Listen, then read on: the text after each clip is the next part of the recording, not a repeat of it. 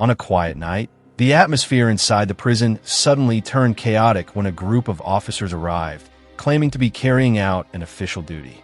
They went straight to the cell of an inmate named Frank Leone.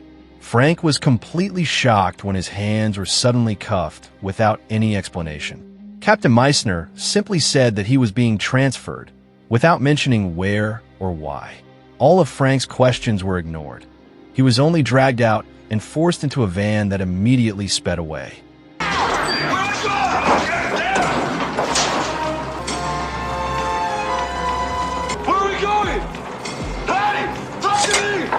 The trip was not too long, but enough to make the tension grow heavier. Upon arrival, Frank was greeted by blinding spotlights. Armed guards were already lined up, waiting for him. From among them appeared a man he had long known, Warden Drumgoole, the head of the maximum security Gateway prison. Welcome to Gateway, Leone. With a cold tone, Drumgoole made it clear that this transfer was no coincidence, but a personal decision he had planned for a long time. Sometime before that night, Frank's life had actually been much calmer. He was seen sitting in his workshop, wiping dust from a framed photograph showing him and an old man on a football field. His faint smile hinted that it was a cherished memory. Shortly after, Melissa, his girlfriend, arrived pretending her car had broken down. They joked around, playfully acted out a scene, and ended it with a gentle laugh and a warm kiss. Later, Frank was seen on a snowy field, coaching children in football. From afar, Melissa watched him attentively.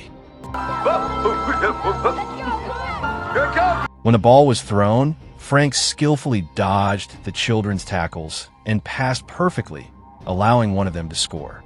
Practice ended, and Frank walked toward Melissa, who waited for him under a tree. Frank then walked back inside the prison, greeted warmly by several guards who asked about the recent sports match. After passing inspection and changing uniforms, he went to the cafeteria. Some inmates looked at him coldly, but Frank remained calm, as if it were just another routine day. What'd you bring me? Hey, here you go. Go kill yourself. That night, Frank returned to his cell and stared at the gift from Melissa.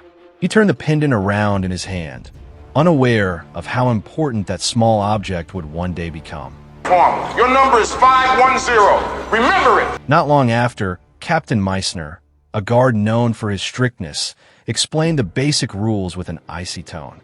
He emphasized that even the smallest mistake would result in harsh punishment. After that, Frank was transferred to his new block with his handcuffs still on. The next morning, when the prisoners were released from their cells, Frank was still treated as if he were a major threat. Shackles were placed on his legs, and he was taken to a special glass-walled room that had once been used for the electric chair.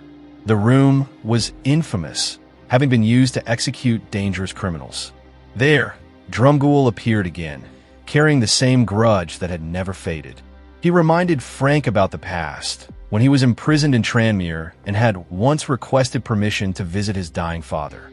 The request was denied, and out of desperation, Frank escaped just days before his sentence was due to end. That act humiliated Drumgoole in front of his superiors. Since that day, he had carried a personal vendetta. Now, with Frank in Gateway, Drumgoole made it clear that even though Frank had only 6 months left on his sentence, he would never allow him to walk out a free man. 5 goddamn years and I paid my debt. Pleasure, unless I tell you you can. This is hell. You broke the law, and I was punished. Not long after, Frank was stripped and searched. Without clear reason, he was elbowed and shoved into a gas chamber. Inside, Braden gave standard instructions, telling Frank to hold his breath for 30 seconds before the gas was released. Now. 10 seconds. Frank struggled to endure it, but just as Braden was about to stop the gas flow, Drumgoole appeared and ordered it to be increased. He said an inmate could handle more than that. Braden hesitated, but did not dare to refuse. Frank was nearly out of breath, yet Drumgoole deliberately waited until he was satisfied. He even warned Braden never to show sympathy for a criminal if he wanted to keep his job.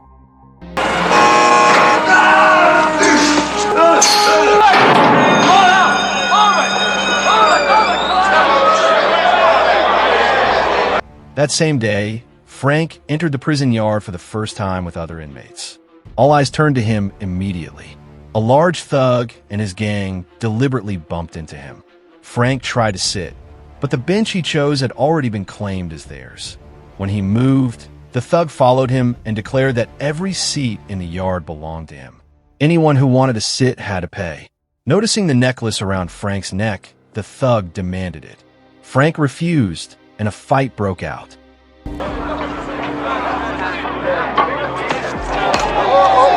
The thug even pulled out a knife, but Braden, who happened to be nearby, quickly intervened.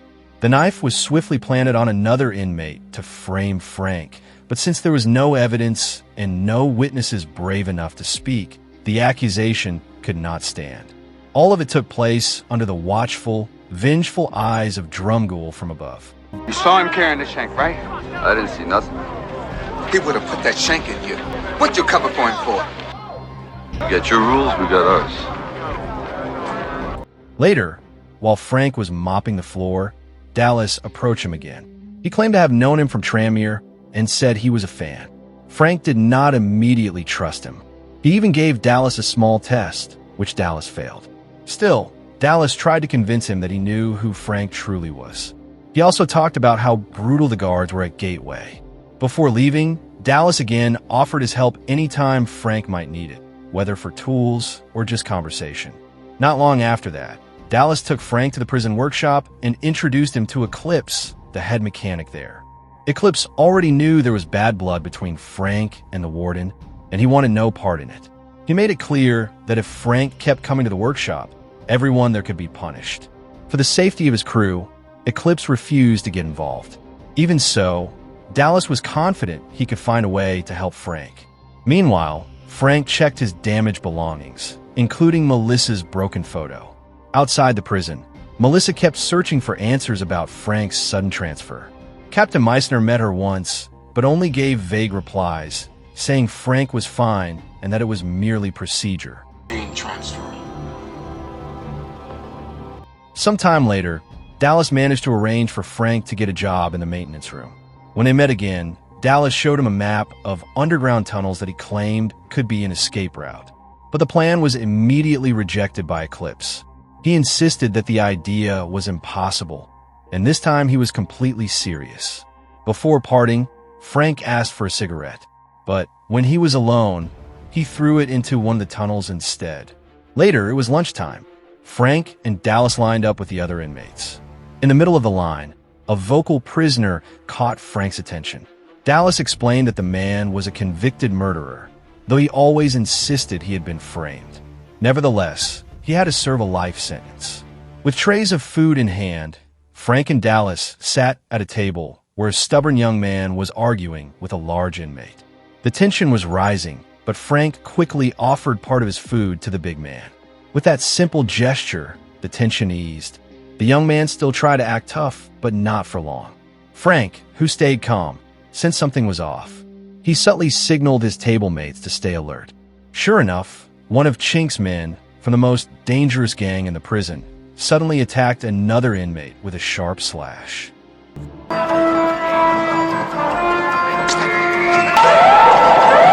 The dining hall instantly erupted into chaos.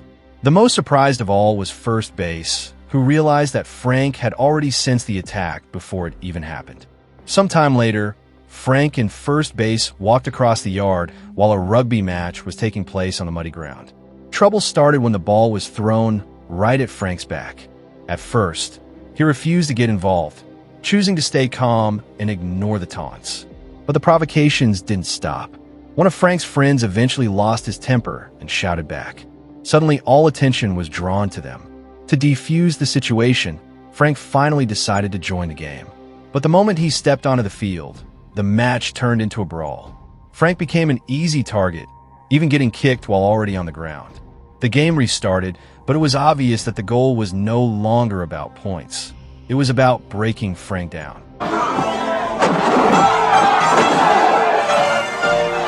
The situation grew tense enough that the guards and Captain Meissner had to step in to monitor it closely. Seeing the game used as a tool to intimidate Frank, Eclipse finally stepped onto the field as well. Though he had initially refused to take sides, this time he decided to stand with Frank. With his massive frame, Eclipse plowed through opponents effortlessly, ignoring every tackle. The final play began. Frank broke through the crowd, dodged several players, and though he was taken down, he managed to toss the ball toward Eclipse. With all his strength, Eclipse smashed through the defense and ended the game with a perfect victory. But the trouble didn't end there. After the whistle blew, the same provocator who had been targeting Frank wasn't done yet. He rammed Frank like a bull, knocking him to the ground, then grabbed the necklace from around his neck. With a cold tone, he warned Frank never to hide anything from him again. Eclipse tried to help Frank up, but a guard quickly reprimanded him. In that prison, showing support for Frank was the same as asking for trouble, since almost all the guards followed Warden Drumbull's orders.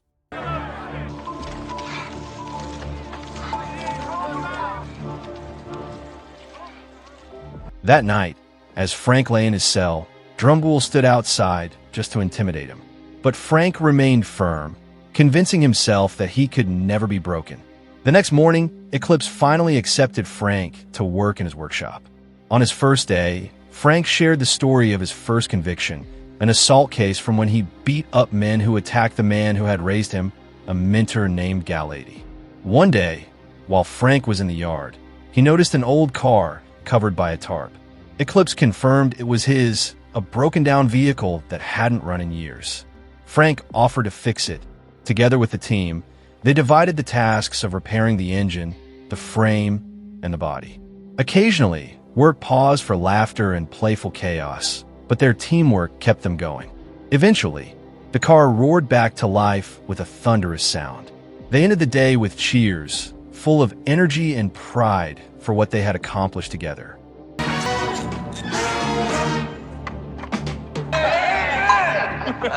That night, while most of the inmates were asleep, First Base finally opened up to Frank. He confessed that his girlfriend had stopped sending him letters, leaving him broken even though he tried to hide the pain. He realized that he would never get out of prison. He also revealed that he had never learned to drive in his entire life, something that frustrated him even more. The confession stayed in Frank's mind. He decided to place First Base in the driver's seat and help push the car, giving him a simple experience like learning to drive. But that was not enough. First Base wanted to feel what it was like for real and begged to be allowed to start the engine. Frank knew the risk was huge, but the young man kept insisting until he finally agreed. Once the engine roared to life, his true intention was revealed. He ignored Frank's orders and began driving wildly. The vehicle crashed through the wall, broke out of the workshop, and sped recklessly across the yard, nearly hitting several inmates.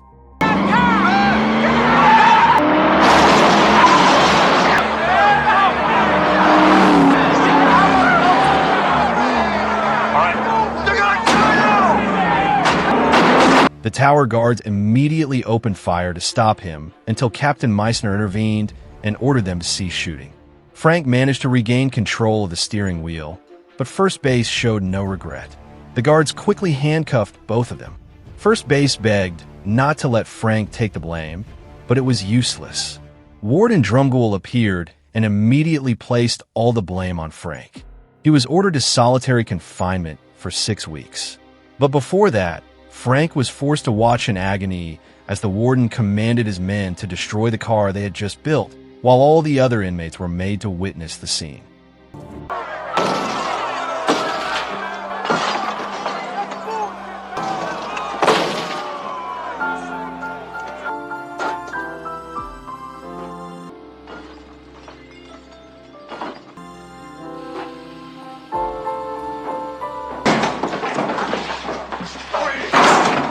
Outside the prison, Melissa was still searching for answers, unaware that her letters never reached Frank's hands.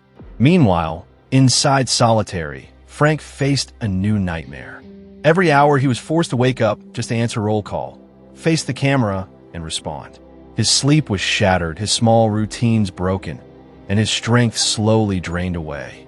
With only half portions of food and no rest, his body weakened, barely able to endure. But Drumgoole still wanted Frank strong enough for the next stage of his plan. He even ordered the guards to douse him with cold water just to keep him conscious.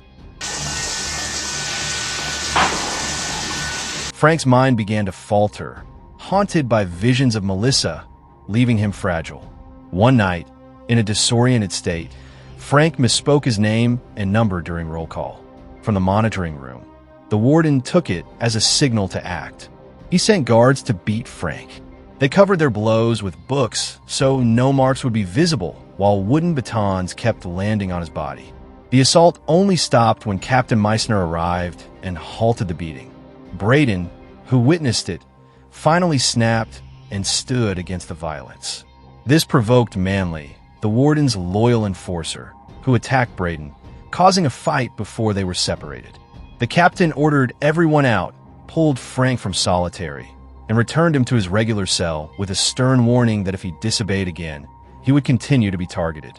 Braden was later assigned to escort Frank back to his unit. When the cuffs were removed, Braden told Frank to check his bed. There, Frank found a stack of letters from Melissa that had been kept from him all this time. He treasured them as if they were gold. But when he returned to the workshop, the mood was somber. The car they once proudly built was now just a heap of scrap metal. Eclipse tried to piece the car back together, while First Base hoped Frank could regain his fighting spirit. But that fire was gone. Frank admitted that in Gateway, everyone bowed to one man, Warden Drumgoole. He decided who would be broken and who would survive. Right or wrong meant nothing here. Frank made it clear he no longer wanted revenge or to prove anything. With only 3 weeks left of his sentence, he just wanted to keep his head down, stay out of trouble, and make sure his time would not be extended. In the cafeteria, Frank sat alone when an inmate began to provoke him.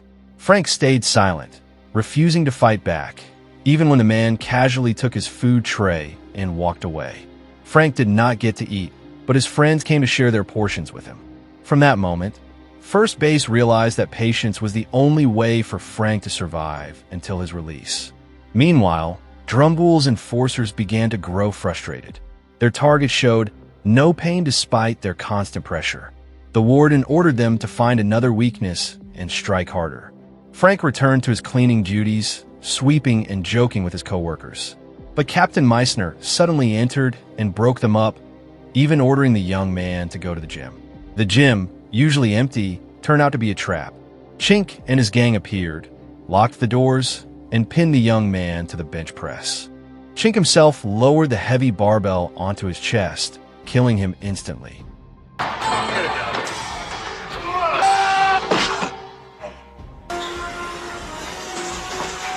The news spread quickly. Frank arrived and was shocked and furious. He attacked Chink's men with a metal plate, taking down 2 of them. The fight escalated as Chink joined in. Frank was briefly overpowered and held at knife point, but he bit his opponent's hand, forcing him to drop the knife.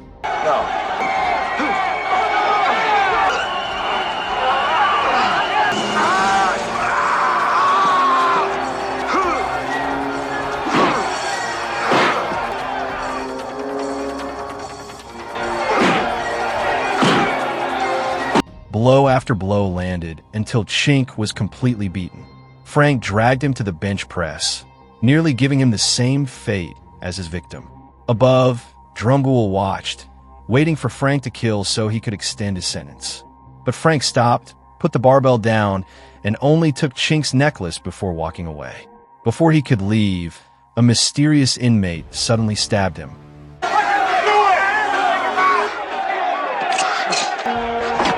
Frank lost consciousness and woke up in the infirmary, his body covered in wounds. Dallas came to help, giving him medical supplies and comforting him so Frank would not bear the guilt of the young man's death alone. A few days later, Drumgoole granted special permission for Melissa to visit. But the meeting felt more like mockery, short and heavily supervised. That night, a prisoner in a wheelchair approached Frank, claiming to know him and saying he would soon be free with a high-paying job. But that job was to harm Melissa. Hearing that, Frank was enraged. The man stood up from his wheelchair and left, leaving Frank furious, smashing everything in the room. Rape this bitch. I get an extra 100 every time she screams. With no other choice, Frank turned to Dallas for help. Though hesitant at first, Dallas finally agreed to assist in his escape plan. That night, they carried out the plan, luring the clinic guard inside and knocking him out before sneaking into the underground tunnels. Frank trusted his route, but Dallas insisted on taking another path. Unfortunately, it was a trap. Guards were waiting and captured them. Frank glared at Dallas, realizing he had been betrayed. Dallas tried to explain that he had been tempted by an offer to reduce his 30-year sentence. But Drumgoole still treated him as a scapegoat, handing him over to Manley for punishment. Frank was dragged to the steam pipe chamber, where guards tried to force his head into the boiling vents. Frank fought back, throwing one guard into the steam until his face burned, then beating the others in a rage.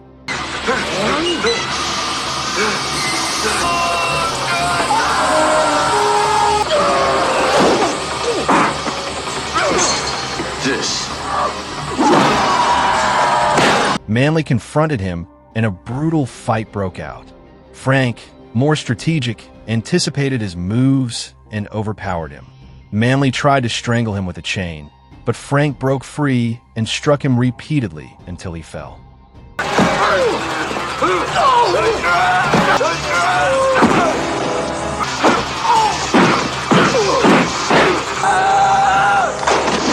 Amid the chaos, Dallas appeared, drenched and full of remorse, wanting to redeem himself. When Manley attacked again, Dallas made a desperate decision. He cut the power cable and threw himself and Manley into the puddle, electrocuting them both to death. It was his sacrifice to atone for his betrayal. You okay, Frank? Put it down, Dallas. God, put it down. Put it down! Dallas, no!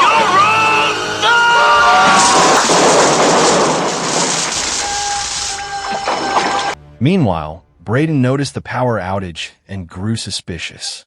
The prison was locked down, dogs were released, and a massive search began. Meissner confronted Drumgoole, puzzled as to why a prisoner with only 3 weeks left would risk escaping.